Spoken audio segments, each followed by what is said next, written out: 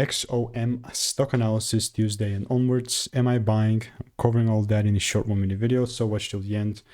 I have invested well over tens of thousands of dollars in courses and mentors in 5 years. So I've been really in the trenches. You can see everything is documented on my YouTube channel with 40,000 videos, really everything. And with XOM, yeah, like this was beautiful. Like it was running, I was running up the numbers and then crashed out of nowhere, which is the biggest freaking hit ever. Like it's a break-even point yet again.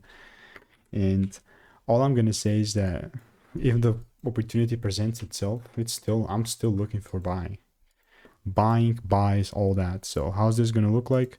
Well, only if I see some sort of a shift in a double break, then and only then I'm looking to buy. If not, it's all good. You know, like me randomly buying, just not gonna hit it, at least for me. I'm just saying. But all I'm gonna do in the meantime is I'll keep waiting for my rules. And if you want to learn how I'm consistently making 5-10K per month trading without indicators, click the first link in the description. Get my free emails. Goodbye.